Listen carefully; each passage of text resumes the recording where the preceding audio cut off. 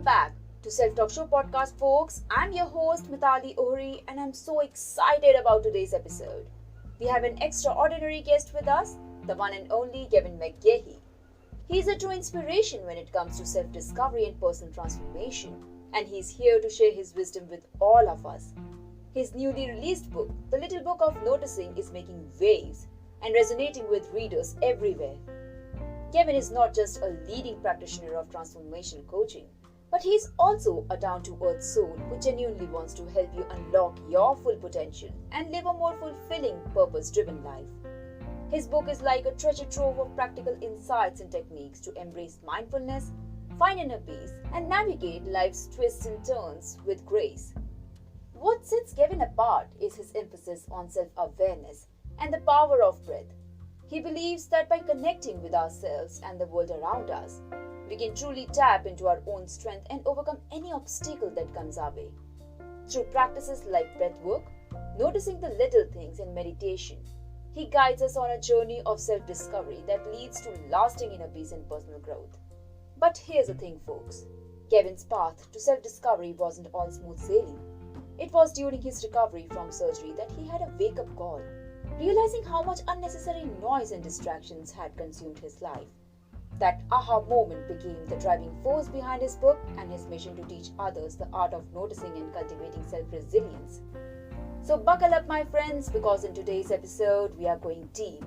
We'll hear all about Gavin's personal journey, the power of self-awareness, the practical techniques that can transform our lives for the better. Get ready to live a more mindful and purposeful life, starting right here, right now. Let's give a warm welcome to the one and only Gavin McGahey. Gavin, thank you so much for joining us today. We are thrilled to have you here and share your wisdom with our audience. So, before we delve into the concepts from your book, could you share a bit about your personal journey of self-discovery and how it led you to become a practitioner of transformational coaching? My personal journey of self-discovery began many years ago when I attended a 2-day workshop called The Technology of Being, and that was being held in the Pike Place Fish Market in Seattle. It was run by a gentleman by the name of Jim Bergquist, and Jim had some really alternative consulting and coaching methodologies about him, and he ended up taking this Pike Place Fish Market, which was run by a dictator style of business owner by the gentleman by the name of John Yokoyama. And John would yell and scream and rant and rave and try and get the most out of his people that way, and his business was just about going broke. So Jim went in there and coached them and taught them more about the technology of being. And during one of their meetings, he said, what would Pike Place Fish look like if it was functioning in the best way possible? And one of the fishmongers piped up and he said, oh, well, we'd look world famous. And that kicked him off on a journey of creating world famous Pike Place fish. So then they spoke about, well, what does world famous look like for our customer? What does world famous look like for each of us as individuals? What does it look like for our community? What does it look like for the world? And they started to unpack everything about what world famous looks like. And it all came down to being a world famous human being first and opening up space for each other to grow and learn. And that was my beginning of my journey towards enlightenment or self-development, personal development. And over the years, I've just stepped more and more into that. And I've had lots of mentors along the way, and I've done lots of self-reflection and lots of self-help. And I've always just kept coming back to who am I being as a human being? And what I do as a human being determines what I will then have as a human being. And that's the principles of be, do, and have. Who am I being determines what I do on the level of what I do, of how I do that, and what I will get from that, which is my outcome. So that's a reflection of how my journey began. That's beautiful. These workshops have a remarkable way of expanding our minds and enhancing our outlook on life, others, and most importantly, ourselves. This brings us to our next question. Your book, The Little Book of Noticing, focuses on the power of self-awareness and replacing judgment with noticing. Can you explain the concept of noticing and its significance in cultivating self-resilience? When we think about judgment, and we're all guilty of judgment. Judgment is just something that it's a word, but it's also an action. Something happens, an event, something we read, a phone call we get, an SMS, we witness something, and we immediately go into judgment mode on things. And when we go into judgment mode, we actually are basing these judgments on our own biases, on our own preconditions, our conditioning and our belief system that we have programmed into us. So when we do that, we automatically place limitations on anything that we're judging. That's just a consequence of judging. So what I learned is that if I could replace the things that I judge and simply have a noticing effect on them, I can notice what is happening in the world of the person that's sharing something with me. And I can determine whether or not I need to engage myself at a deeper level with what I'm noticing about what's taking place. Now, quite often when we judge, we then become automatically attached to the story. And when we become attached to the story, once again, we're limiting ourselves. So if I can learn to let go of those attachments and just be in judgment mode, I can be free of the story. And that freedom brings me peace.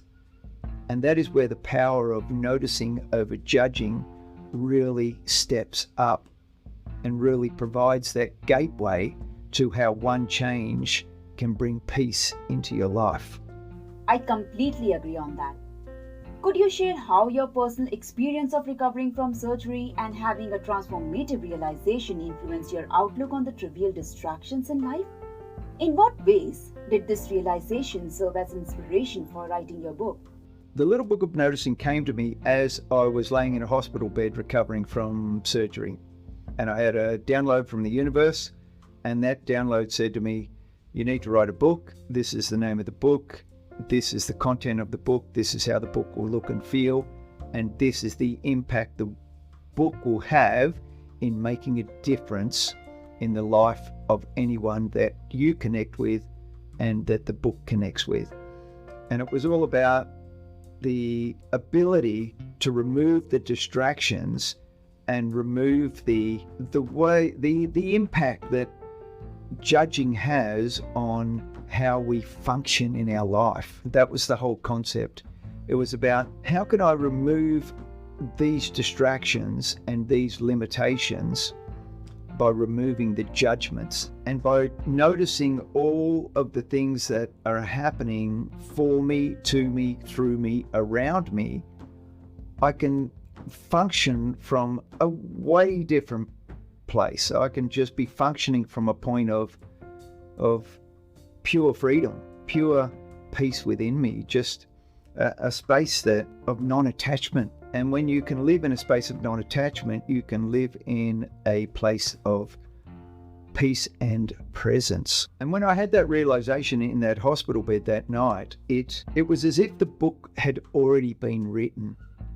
That's how strong the download that I had was. And I then had to just step into taking action to make that book a touchy-feely, tangible book in the palm of your hands. My goodness, that sounds incredibly enchanting and motivating. In your book, you mention 4 fundamental principles that embody congruence in all aspects of life. Could you briefly describe these principles and how they contribute to personal growth and inner peace? When I finished the little book of noticing and all of these situations and events were unfolding around me, I was noticing so much more, obviously. And there were a lot of awarenesses that were coming to me, and there was a lot of talks that I was having with people about the book and about letting go of judgments and stepping into noticing. And I actually created one day, I sat down there, I was in a place of creativity. I just finished a bit of breathing, I just finished a bit of meditation. And through that breathing and meditation, I had these principles, and I thought, there's an art to this noticing. And I ended up writing what I call the 4 principles of the art of noticing. And they are: stay in your own lane, be your authentic self, be where you are, and always look for ways to feel good. And I thought we could apply any one of those principles at any time in any stage of our day and in our life. And if we look back at that and we go, well, stay in my own lane, what is that all about? Well, it's all about being aware of yourself and where you truly are, and do you need to become pulled out of your lane and pulled into other people's business. And sometimes it's best to just stay in your own lane and be where you are in that space. And then my next one is be your authentic self, was about understanding and loving yourself for who you are, not to be influenced by others or feel that you have to be something that you're not to fit in. Just fit in with you and be you and find yourself and peel back the layers of your authenticity. Because when you come from a place of pure authenticity, you're just going to be congruent as who you are. You're not going to be looking to fulfill the needs of someone else because you think you need to act differently to fit in with their world or their ways. So when you be your authentic self, people then learn to accept you for your true authenticity, and then be where you are. All too often, we're trying to be somewhere where we cannot be. So when you ask yourself that question, can I be anywhere other than where I am right now? The answer to that is always no. And when you are where you are right now, like here, this is the only place where truth can be. Truth can only be where I am right now in this present moment. It's not in the past and it's not in the future. It's only where I am right now. So you can then be in truth, a place of truth. And then the fourth one is always look for ways to feel good. Is when you're not feeling that great, you can apply that principle to say, what can I do right now that can help me feel better than I'm feeling? And that might be, I need to go for a walk. I just need to get out in a bit of sunshine. I might need to do 5 minutes of breathing to change my state. I might need to, go for a bit of a bike ride, read my child a book. Anything that I can do to make me feel better than I'm feeling. And then at times you could be in any position where you say, what can I do that can make me feel good right now? So thinking about and applying any one of those four principles at any time can be very, very powerful and can bring you back into present moment, bring you back into awareness of yourself, and bring you back into operating from your beliefs and your values and the programs that you choose to run for you. So that's how these four principles have contributed to my personal growth and my own inner peace. And so if I can coach people on those four principles and they can make the changes in their life, it can bring them some peace as well. Many people struggle with being vulnerable. How did you personally come to embrace vulnerability? And how does it relate to the journey of self-discovery and self-resilience? Showing vulnerability is a real sign of strength. And showing vulnerability is an opportunity for you to step into truth. Now, that can be quite confronting for people. But the beauty of it is that when you learn to be vulnerable, you're expressing yourself as you feel you want to be expressed. And then others can have a choice. How other people accept you for who you are or the way that you're expressing yourself, that's up to them, how they process you and how they accept you or they choose not to accept you. But when you can be vulnerable, it just opens a doorway to freedom. And that doorway to freedom is just that I'm me for me. And showing my vulnerabilities can allow me to grow my resilience. And you might think, well, that sounds a little bit contrary to each other, but it's not. They're more congruent with each other. And I found personally that expressing my vulnerabilities, and especially for men, it seems to be just something that becomes quite a challenge for men to step into expressing vulnerabilities. But when you can express your vulnerabilities, you can find a lot of peace within. And it brings you more connected to yourself. And that's what being vulnerable is, and showing my vulnerabilities has meant to me on my journey of self-discovery. Right.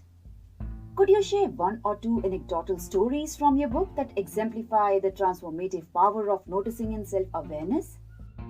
Okay, here's a couple of little stories from the book that can engage the reader on the transformative power of noticing and self-awareness. One of the stories in the book is called Food, and it's a real simple one. And it's about, I came home from water skiing one morning, and I went and had a shower, and then I came into the kitchen and I just needed to cook up a feast. And I noticed there was a half avocado in the fruit bowl on the bench, just unexposed. Now, in judgment mode, it would go like this. Hey, Melissa, what's this half avocado doing out on the bench here exposed? How hard was it to put it back in the fridge and put it away? And don't you know how expensive these avocados are? And why would you just leave it out here like this? So that's the judgment mode, based on your beliefs and based on your programs. But if I actually went into noticing mode, the noticing mode cuts in and I say, hey Melissa, I'm noticing this half avocado sitting on the bench in the fruit bowl. Did you want me to do anything with it? Is it here for a reason? Oh, yeah, it is. I'm just leaving it on the bench as I just wanted to see what happens to it if I don't wrap it in wax-proof paper and put it away. And I went, wow, fascinating. I said, would you like me to put a sticky note on it to say, hey, I'm an experiment, leave me here? And so that's one example of what happens when we judge immediately and we place our conditions on something, as opposed to what I notice about that and then having a conversation around that based on the noticing, as opposed to the conversation that would have evolved through the judging. And another one is one of my most powerful stories in the book, I believe, is called Ants to Gifts. And when we go to bed at night, quite often what will happen is our head will hit the pillow and immediately we go into that judgment mode of all the things that didn't unfold or didn't occur for us or happening in our life right at that point in time. So we think, well, what was all the negative things that went on during the day? Maybe things I didn't get done, conversations that I had, conversations we were having about people that weren't even there to support themselves and back themselves up. So you go into this world of judgment as you're lying there. And I would question anyone that hasn't had that occur. And what I learned to do was, instead of going into that world of judging and that world of living in events past or living in future events that are yet to happen and creating all fear-based projections off them, or dragging in all of the negativity from what should have happened in your world in that day, I then turn my bedtime routine into my gratitude list. So instead of having ants crawling all over me, and this is why I call it ants to gifts, I say, I'm going to park the ants and I'm going to pluck them off one by one and I'm going to put them in a jar beside the bed. And what I'm going to do is I'm going to start to unpack all of the gifts that I have in my life.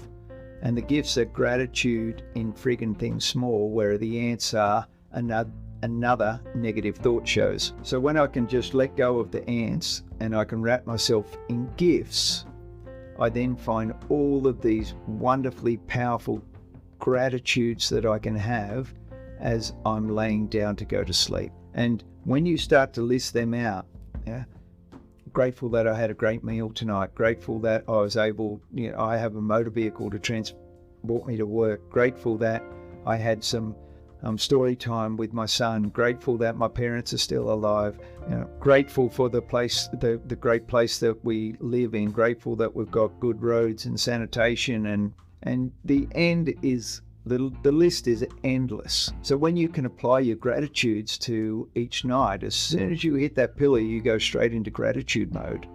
You wake up in a mode then where you're in more positivity, you're in more clearness about your intent, as opposed to waking up carrying those negative thoughts from the night before. And so it's ants to gifts. One of the great stories that I have in the little book of noticing, but one that I've shared with lots of people that have applied just that little philosophy to their life, and that has brought some peace into their life. So that's two anecdotal stories that I could share with you out of the book about the transformative power of noticing and the self-awareness within. Gavin, I must say, I feel so enlightened right now.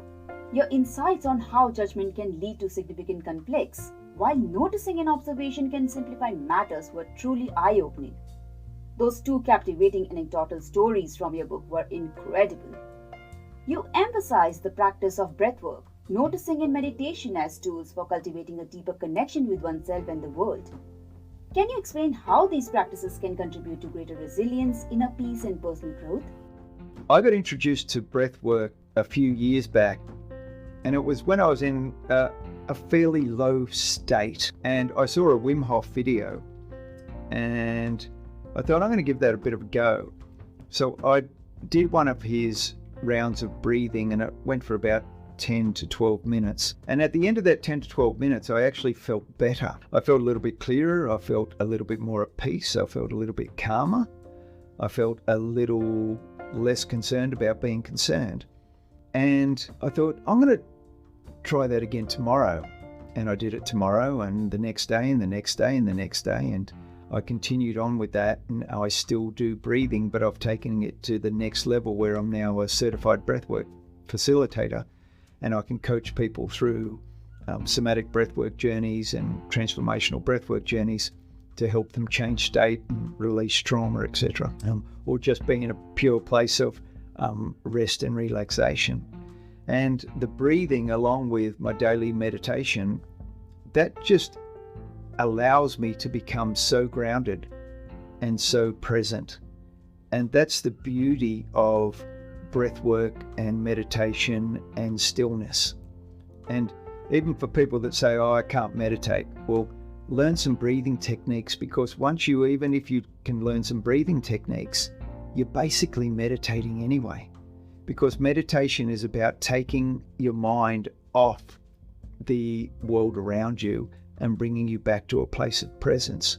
So even if you're doing breathing exercises and you're focusing on your breathing, you're basically meditating, because your awareness is purely on your breath, and that is just a place of presence. So that's how you can connect to a deeper part of yourself. And if you get into a daily structured breathing and meditation routine, it's amazing how much it can help you get through your day and live a more peaceful life. I do it every day, and I don't beat myself up if I miss a day, and that's okay, through being where I may be or just something that's evolved.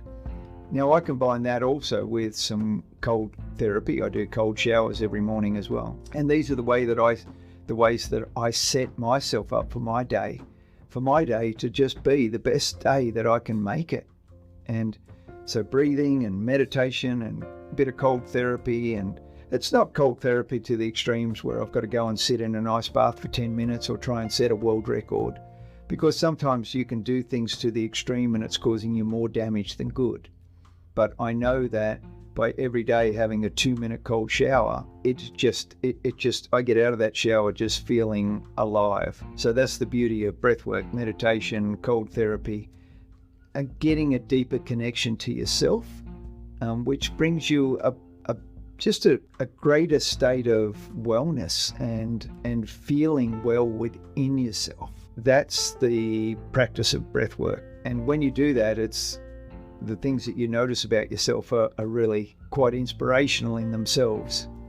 And I notice as soon as I get out of that cold shower, I'm not even actually cold. I just feel alive and I feel refreshed. You're so right. Breathwork can work wonders indeed. What are some practical techniques or exercises from your book that listeners can start implementing in their daily lives to enhance their self-awareness and find harmony?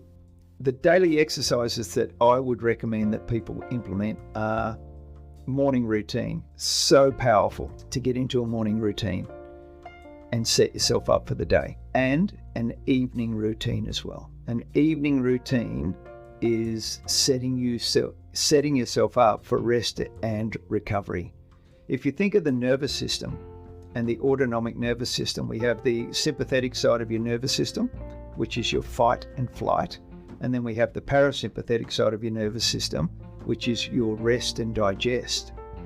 So if you're going to bed wired, you're not setting up your parasympathetic nervous system for rest and digest. So you don't want to go to bed still in a fight or flight mode of your sympathetic, because you won't rest. So the morning routine sets myself up to engage myself with my day, and the evening routine sets myself up to make sure I maximize my rest and I recover well. So they would be the things that I would recommend. Get yourself into a morning routine. Also some journaling, and I call it a noticing journal. And I look at, what did I notice about myself today? What did I notice about the world around me today? They're things that help me just get things out of my mind into a structure. So morning routine, journaling, evening routine, and just living in and having an awareness around those 4 principles of the art of noticing, especially being where you are. Just focus on being where you are in the moment and totally being there. And you'll be amazed at just what that can do for the person that you're being present with. So even if you focus on that. And another one is, when we talk about being where you are and being that place of truth, challenge yourself just in little increments to say, can I, or I am prepared today to not tell one lie. And that includes little white lies. And every time that you think that you need to tell a lie, stop, have some reflection, and say, what is the truth of this matter? And if you can't express the truth, don't express anything. But when you can learn to live in absolute truth, you can be at peace. But if you're still stuck in a world where you have to engage in lies, then you cannot berate anyone that lies to you. So until you can find absolute congruency in yourself through the truth, that would be one thing that another thing that I would have you working on, is finding that place of absolute truth. And that brings you back to presence. I would encourage all our listeners to start implementing these practical techniques in your life to enhance your self-awareness. How can the power of self-observation help individuals elevate their frequency, consciousness, and awareness? Can you provide some insights on how this can lead to lasting inner peace? When we think about our highest levels of frequency, we are a frequency. If you think about Wi-Fi, it's a frequency. So we're the same as Wi-Fi. So the stronger the Wi-Fi signal, the better the communication's going to be, the faster the communication's going to be. When we think of ourselves as a frequency and putting off a strong frequency, think of, and I would recommend maybe do a little bit of research around David R. Hawkins' map of consciousness. And that map of consciousness raises from a level down around 20, which is what we call shame and guilt, right? And it goes right up to a scale of 1,000, which is pure enlightenment and spirituality, which is the likes of a Buddha, a Satguru, these types of Mother Teresa, these inspirational types of people that are held at that really high level of spirituality and enlightenment.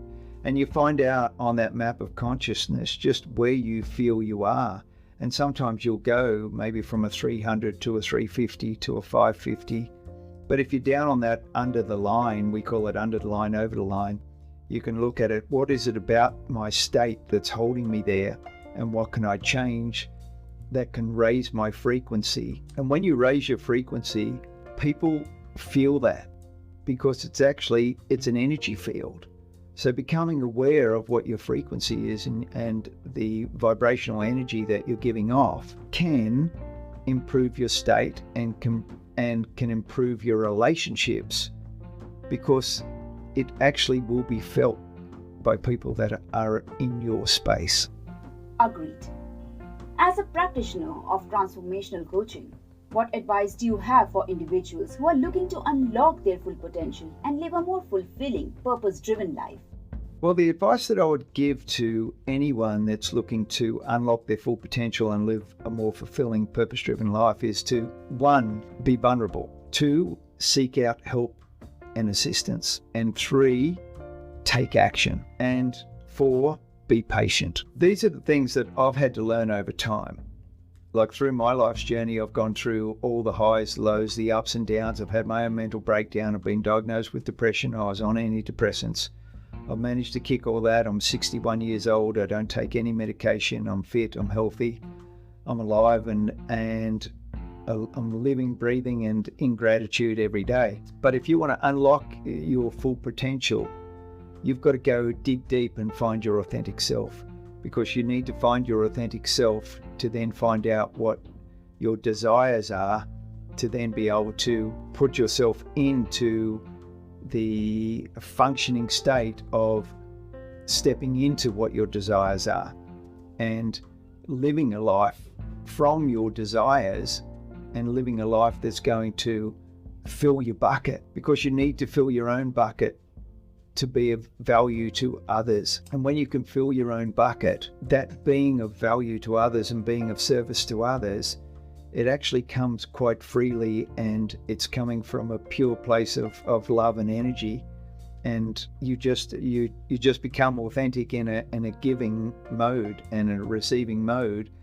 And that fills you up anyway. Well, it fills me up. So just think about that. Get help, seek help, be patient, do the work, take action, be authentic, be vulnerable, be truthful. And the end result of all that is, and step into things, have a look at, think of your own mind as a computer operating system. Now that computer operating system, you want that to be running as efficiently and as effectively and as virus-free as possible. But if you're trying to run your mind and the programs in your mind on an outdated operating system, it's going to be slowing you down. It's going to make you sluggish.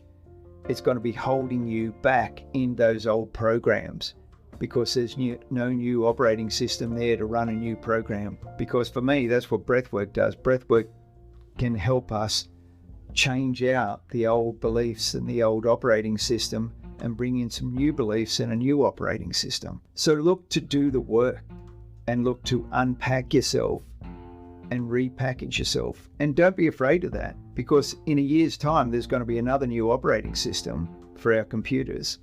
And so we're going to need to learn that as well. Because if we want to be using the latest and the greatest and being faster and more efficient and more virus-free, we're going to need to learn how that operating system works. And that's the same in our mind. When we let go of the old outdated programs, we can build a new reality. And when we can build a new reality and live in that reality now, we can actually develop a new personality. So we want to change our limiting beliefs, change them out with some new beliefs, change out our old programs and bring in some new reality, and actually build a new personality. And I have people saying to me, well, that can't be done. I don't believe that. And I've thought, well, that's your limited belief on that right there. You've just expressed that to me. Whereas I don't have that limited belief. I will do the work with the belief that I want to change out this program. I want to let go of that limited belief, and I want to bring in some new beliefs. So they're a couple of different ways and things that you can do to unlock your full potential and help you live a more fulfilled, purpose-driven life. And when you live with purpose, you tend to live with passion. And when you live with purpose and passion, and you combine that with truth and authenticity, and noticing instead of judging, you can live an extremely peaceful, powerful life. Thank you for having me on the podcast. I've thoroughly enjoyed our conversation today. Well, that's a wonderful message, Gavin. And that concludes today's captivating episode with the incredible Gavin McGahey, author of The Little Book of Noticing and a true master of transformational coaching. I want to extend my heartfelt gratitude to Gavin for sharing his profound insights and practical techniques for cultivating mindfulness and self-awareness. Gavin's story and expertise serve as a powerful reminder that each one of us has the potential to shape our lives into something extraordinary. By embracing self-awareness, incorporating breathwork, and noticing into our practices, and finding our unique path to happiness, we can make a positive impact not only in our own lives, but also in the lives of those around us. I want to express my deepest appreciation to Gavin for joining me on this enlightening episode. His wisdom and passion have truly enriched our conversation. Now, to all of you wonderful listeners out there, make sure to grab a copy of Kevin's book, The Little Book of Noticing, for even more guidance and practical tools. Remember, cultivating self-resilience and mindfulness is an ongoing journey. So take the lessons and insights from today's episode and infuse them into your daily life. Thank you all for tuning in to Self Talk Show. If you enjoy this episode, I kindly request you to consider subscribing and leaving a review on your favorite podcast platform. Your support means the world to me and helps me bring you more valuable content. Until we meet again, embrace the power of self-awareness, cherish the beauty of the present moment, and continue onward on your path toward profound inner peace and personal growth.